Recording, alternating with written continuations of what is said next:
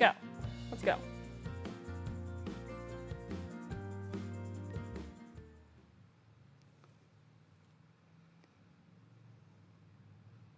Good morning. I'm Sarah Pearson in the News 2 Alert Center with your Morning Pulse for Monday, January 12th. Happening today. Members of the legislature met inside of the Capitol building to discuss possible expulsion of Amherst Senator Dan McKeon. We've been following this story for several months now. Last week, a letter shined light on an alleged pattern of behavior from McKeon, saying he has made inappropriate jokes to a female staffer and used unprofessional language regarding people of other races. Legislators voted overwhelmingly to expedite this hearing.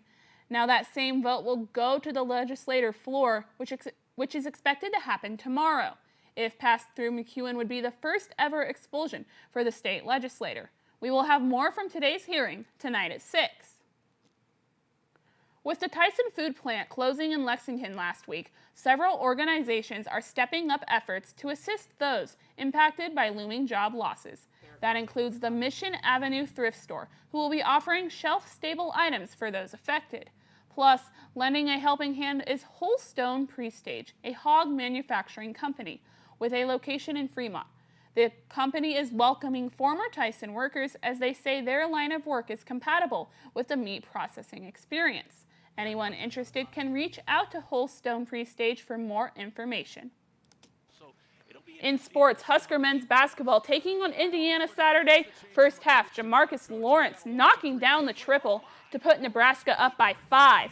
On the other end, Hoosiers' Nick Dorn from beyond the arc to put them up 33-28. Second half now, Indiana leading by 12. Lamar Wilkinson making it rain, count the bucket and the foul. A little later, Huskers trying to mount a comeback, and it's Sam Hoiberg from the top of the key to make it a 10-point game. The three ball falling all afternoon for the Huskers. Here is Price Sanford. Money. Indiana calls a timeout. Nebraska trailing by 2, and here is Sanford again, this time from inside, ties it at 55. Under 8 minutes to play. Lawrence again from downtown, part of his career high, 27 points. 65 all. Here is Braden Frager getting the offensive board and the putback to put the Huskers in front. And Braden Frager coming up clutch again, this time from deep.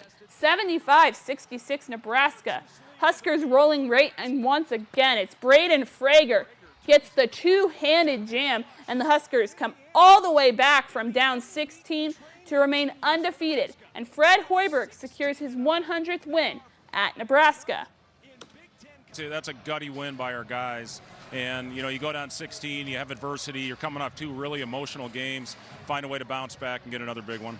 The resolve of this team, it just keeps showing up, and that's what we talked about in the locker room. Everybody talks about it, we're just old. Most of this group, seeing the Big Ten. We know how the Big Ten is, and, just each and every game, we just learn from just, big emotional games, and then we turn around and, just fold a couple games that we expect to win. That we knew they were going to go on a huge run, big run, so we just had to stay poised. Jordan Larson taking the court with Love Nebraska last night, just days after announcing her retirement. And there she is with the cross-court kill to put them ahead in set 2. Now that second set was the longest in Love history, and it ends with a stuff block from Omaha. They can finally breathe, 37-35. This one goes the distance. Match point in the 5th, and Ann Boge with the dagger. And Love Omaha wins the thriller to improve to 1-1 on the season. To close out today's Morning Pulse, here's a look at your forecast for the next 7 days.